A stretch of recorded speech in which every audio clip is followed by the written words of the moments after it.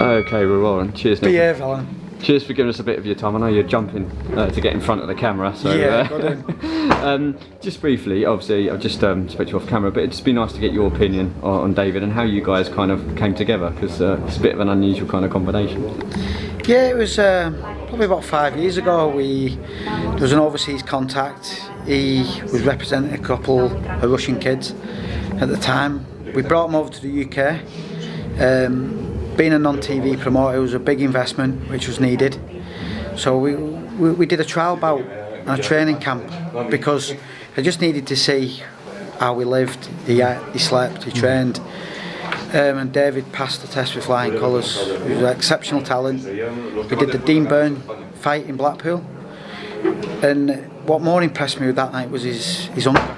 He was desperate for an opportunity, and he stopped Dean Byrne. Dean showed big heart, loads of courage, and then onward we went. I was very fortunate with a few contacts that we then took him to the interim world title.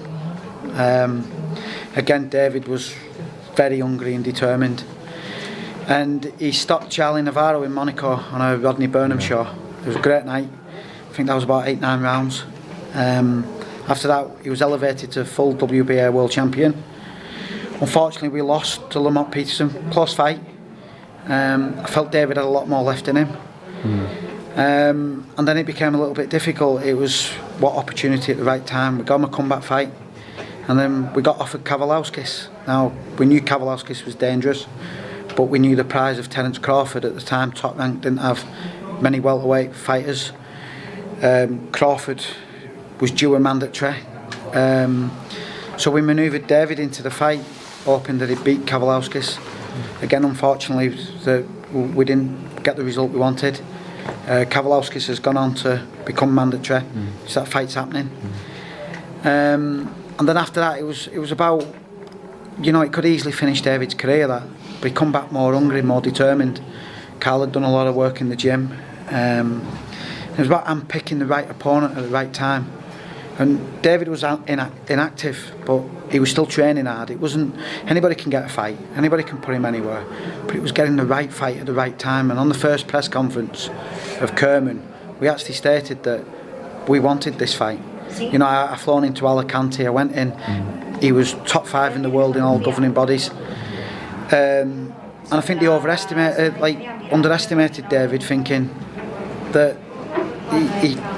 he's gone, he's this, but David had a newborn child, a new desire, a new goal, and we stopped Kerman in his own backyard.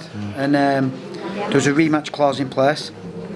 So then after the rematch, obviously the rematch attended, and then sorry, we'll move across. We then did the rematch, and David was explosive. After that, we're looking around. Josh Kelly's mandatory. You know, there's a lot being said about that fight. There's no more needs to be said. Our actions are sport. We've actually signed with the same promoter. There wasn't many places that could go afterwards.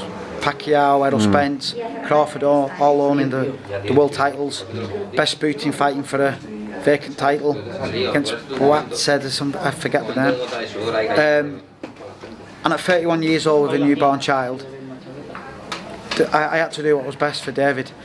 And we were very fortunate that Eddie Hearn's shown an interest. Eddie's gone on and become the biggest promoter in the world by far. It was a great opportunity, and you know, I'm hoping that to showcase David now, and he can go on and safeguard his family's future. Yeah, no, absolutely. I mean, I was like, just going back to the Kerman fight. It's obviously, it was a voluntary, so they clearly underestimated him, and you know, he beaten in a rematch even more convincingly. It just kind of goes to show that you know, he's not to be looked over, really. You know, he's clearly a force, and hopefully, you know, get the big fights that he deserves, especially with Eddie. Yeah, he deserves this. He's gone to Shane Mosley's backyard. He's gone to America 3 times. He's gone to Spain twice. He's fought anybody, anywhere. And what an icing on the cake. You know, he's got every opportunity now to, as I said, safeguard his family and let's have a crack at a world title again, and let's see what happens. Hopefully that happens. Obviously, he's got to get through tonight, but we, wish him well. Yes. And hopefully I'll catch you guys at the end, just a little post-fight. Don't ask me for another interview. Nice one, thank you very much. Okay, was that okay?